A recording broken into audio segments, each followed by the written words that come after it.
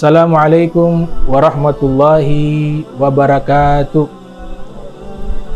Alhamdulillahi rabbil alamin. Allahumma salli wa sallim ala sayyidina Muhammadin wa ala alihi wa sahbihi ajma'in, amma ba'du. Di pertemuan kita kali ini khusus akan membahas tentang Ghazwatul Badar, Perang Badar. Peristiwa tersebut terjadi tepatnya pada tanggal 17 Ramadan. Jadi di tanggal 17 Ramadan ada peristiwa agung, peristiwa yang sangat bersejarah, yaitu Perang Badar. Allah Subhanahu wa Ta'ala abadikan peristiwa tersebut di dalam Al-Quranul Karim. Disebutkan di dalam surat Al-Anfal ayat 41, qala Allah Subhanahu wa Ta'ala, wa ma anzalna ala abdina yaumal furqan yaumal taqa jam'an. Hari yang kami turunkan kepada hamba kami. Sebagian ulama mengatakan wa ma anzalna ala abdina, Al-Quran yang telah kami turunkan kepada hamba kami di yaumal furqan, di hari furqan. Al-furqan maknanya adalah yufarriqu bainal haq wal batil. Yufarriqu bainal haq wal batil, yaitu memisahkan antara yang hak dan yang batil. Karena perang Badar disebutkan juga Yaumul Furqan disebabkan di perang tersebut ada dua kelompok yang berperang. Kelompok pertama kaum muslimin yang dipimpin oleh Rasul sallallahu alaihi wasallam alal haq, berada di atas kebenaran.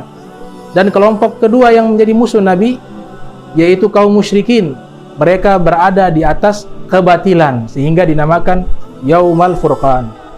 Sehingga Nabi sallallahu alaihi wasallam memberikan julukan kepada seorang sahabat mulia, yaitu Sayyidina Umar bin Khattab radhiyallahu taala anhu wa ardhah, dengan nama Al-Faruq, yang artinya sama, yaitu beliau sangat tegas, yufarriqu bainal haq wal batil, memisahkan dan menyatakan sesuatu yang hak adalah hak dan sesuatu yang batil adalah batil. Itu gelar kemuliaan yang Nabi berikan kepada Sayyidina Umar bin Khattab. Peperangan Ghazwatul Badar, Perang Badar, terjadi 17 Ramadan. Ayat ini juga menceritakan Al-Quran turun di Perang Badar. Peristiwa yang sama dengan terjadinya Perang Badar, sehingga sebagian ulama seperti Sayyidina Syekh Abdul Qadir bin Musa Al-Jilani dalam kitabnya Al-Gunyah mengatakan bahwa turunnya Al-Quran, nuzul Al-Quran dari Baitul Izzati ke dunia jatuh pada tanggal 17 Ramadan, karena Allah Subhanahu wa Ta'ala mengisyaratkan, kami turunkan Al-Quran kepada hamba kami di hari Perang Badar. Perang Badar terjadi pada tanggal 17 Ramadan, maka nuzul Quran dijadikan tanggalnya tanggal 17 Ramadan. Ini peristiwa yang sangat agung. Rasul sallallahu alaihi wasallam dengan sahabatnya yang berjumlah 313 akan berhadapan dengan kaum musyrikin dengan perlengkapan yang sangat lengkap. Adapun kaum muslimin dengan perlengkapan yang sangat terbatas, sehingga disebutkan hanya membawa kuda 2 ekor. Yang lainnya berjalan kaki, dan juga unta tersedia sangat terbatas. Adapun kaum musyrikin dengan jumlah perlengkapan yang sangat lengkap dan jumlah pasukan yang sangat banyak. 313, sebagian ulama mengatakan 314. Menghadapi 1000 lebih daripada kaum musyrikin. Maka ini peristiwa yang sangat agung. Jika kaum muslimin kalah dalam peperangan tersebut, maka agama Islam mungkin tidak akan ada, karena bisa saja di perang tersebut akan banyak menelan korban dengan jumlah yang sedikit menghadapi pasukan yang begitu besar dari kaum musyrikin. Namun ada seorang sahabat menghibur Nabi sallallahu alaihi wasallam, namanya Sayyidina Miqdad ibn Aswad. Beliau mengatakan, ya Rasulullah, imdi lima arakallah fanahnu ma'ak. Wahai Rasulullah, laksanakanlah seluruh perintah Allah yang engkau menganggap perintah itu seluruhnya dari Allah Subhanahu wa Ta'ala. Laksanakan. Fanahnu ma'ak, kami sahabatmu senantiasa bersamamu. Wallahi, demi Allah, la naqulu lak, kami tidak akan berkata kepadamu kama galat Banu Israel, sebagaimana pernah dikatakan oleh Bani Israel di zaman dahulu li Musa, kepada Nabi Musa ketika berperang dengan Fir'aun dengan pasukannya. Apa yang dikatakan Bani Israel? Idhab anta wa rabbuka faqatila, wahai Musa, wahai Nabi Musa, pergilah engkau dengan Tuhanmu berperang. Inna hahuna qaidun, kami duduk di sini menunggu apakah kalian berhasil mengalahkan musuh ataukah akan kalah, tapi kami di sini tidak ikut serta dalam peperangan. Kami duduk diam di sini. Itu pernyataan Bani Israel kepada Nabi Musa. Namun berbeda dengan sahabat-sahabat Rasulullah sallallahu alaihi wasallam. Mereka mengatakan, "Walakin idhhab anta wa rabbuka."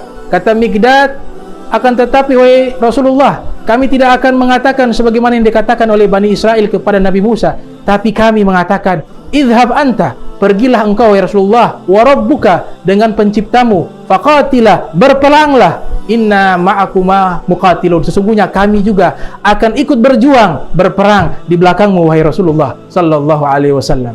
Maka Nabi da'alahu bi khairin, Nabi mendoakan kebaikan kepada Mikdad bin Amrin al-Aswad dengan doa yang dimana menghasilkan wahyu.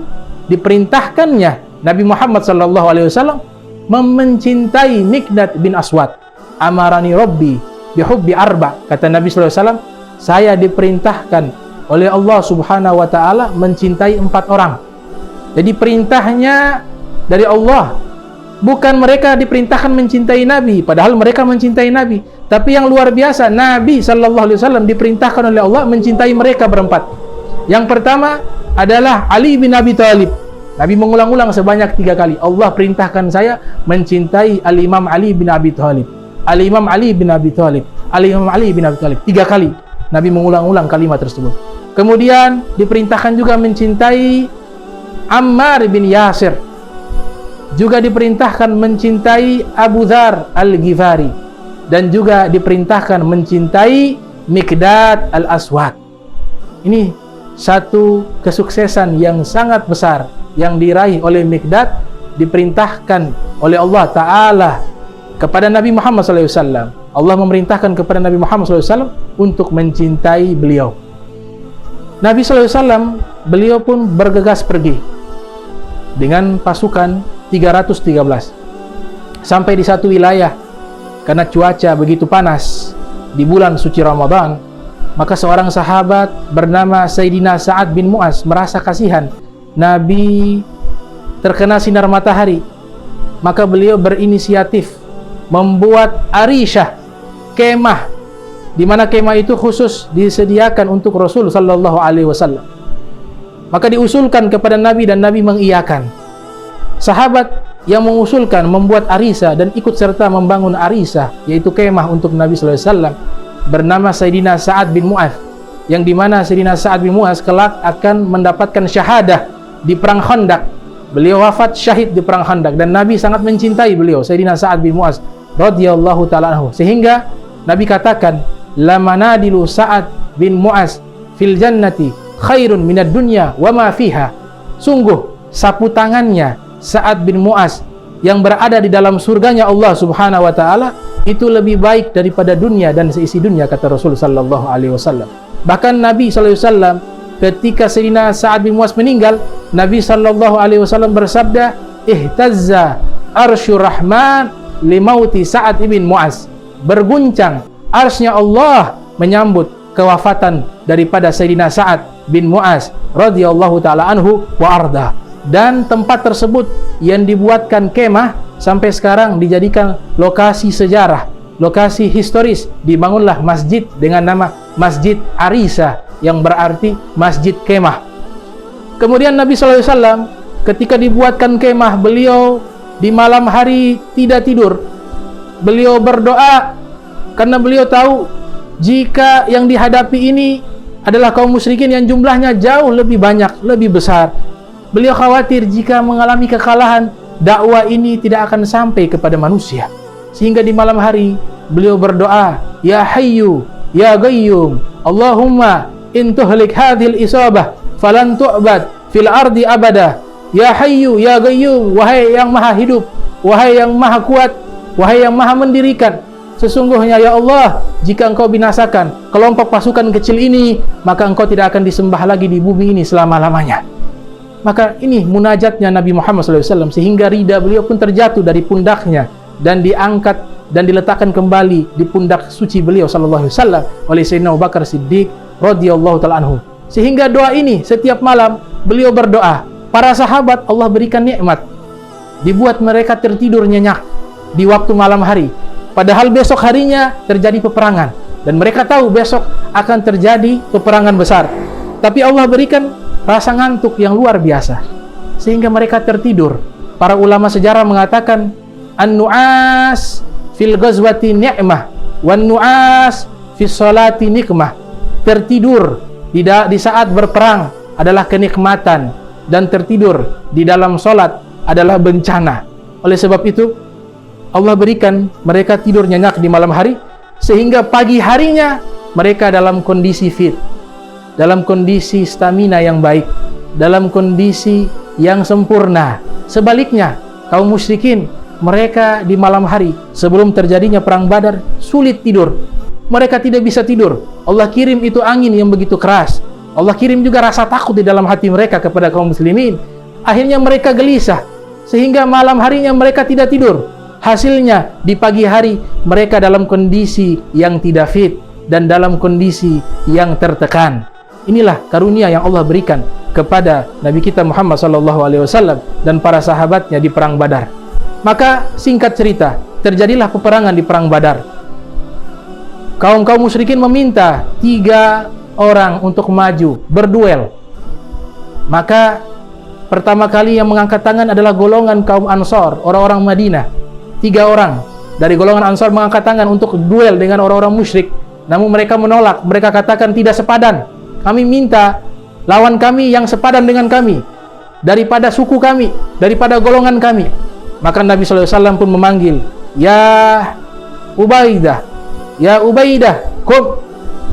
Ya Hamzah, kum. Ya Ali, kum. Wahai Ubaidah, bangunlah. Wahai Hamzah, bangunlah. Wahai Ali, bangunlah. Maka Ubaidah bin Haris berhadapan dengan Utbah bin Rabi'. Sayyidina Hamzah berhadapan dengan Saibah bin Rabi'.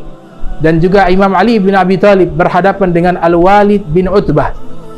Sayyidina Hamzah, beliau berhasil mengalahkan daripada musuhnya, lawannya. Dan Sayyidina Hamzah, sebagaimana disebutkan oleh Rasul SAW, adalah pemimpin para syuhada yang kelak beliau mendapatkan syahadah di perang Uhud. Nabi katakan, Hamzah sayyidu syuhada'i yaumal qiyamah. Hamzah ibnu Abdul Muttalib sayyidu syuhada, pemimpin para syuhada di hari kiamat.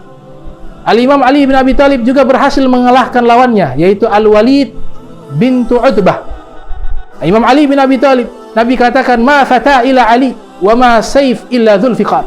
Tidak ada pemuda yang hebat seperti Ali dan tidak ada pedang yang hebat seperti pedang Dzulfiqar, kata Rasul sallallahu alaihi wasallam. Berhasil menubangkan Al-Walid bin Utbah. Adapun Ubaidah bin Haris, beliau berduel sangat sengit dengan lawannya Utbah bin Rabi', dan pada akhirnya beliau pun syahid. Tapi setelah selesai perang Badar, beliau meninggal dalam perjalanan pulang dan dikuburkan dan tetap digolongkan sebagai syuhadaul Badar, orang-orang yang wafat syahid di perang Badar. Maka dengan izinnya Allah, di malam hari Nabi berdoa meminta pertolongan Allah Subhanahu wa taala, maka Allah mengirimkan pasukan dari golongan malaikat. Dan ini Allah nyatakan dan Allah firmankan di dalam Al-Qur'an, karena setiap malam Nabi berdoa, Ya Hayyu Ya Qayyum, Ya Hayyu Ya Qayyum. Maka Allah Ta'ala mengijabah doa Rasulullah SAW dengan firman-Nya, sesungguhnya mumiddukum bi alfin minal malaikah. Sesungguhnya kami akan menolong kalian, wahai Rasulullah, dengan mengutus 1000 atau ribuan malaikat yang akan turun murdifin, secara bergombolan turun dengan jumlah yang besar. Para malaikat membantu Nabi SAW, sahabatnya di perang Badar, sehingga yang mereka raih adalah kemenangan, yang mereka raih adalah keberhasilan. Dan dengan berkat kemenangan perang Badar, sampai saat ini Islam masih ada dan masih eksis, dan kita masih berada di bawah kenikmatan terbesar, yaitu mengucapkan kalimat asyhadu an la ilaha illallah wa asyhadu anna Muhammad Rasulullah sallallahu alaihi wasallam. Wallahul muwaffiq ila aqwamit thariq. wa lakum minkum. Wassalamualaikum warahmatullahi wabarakatuh.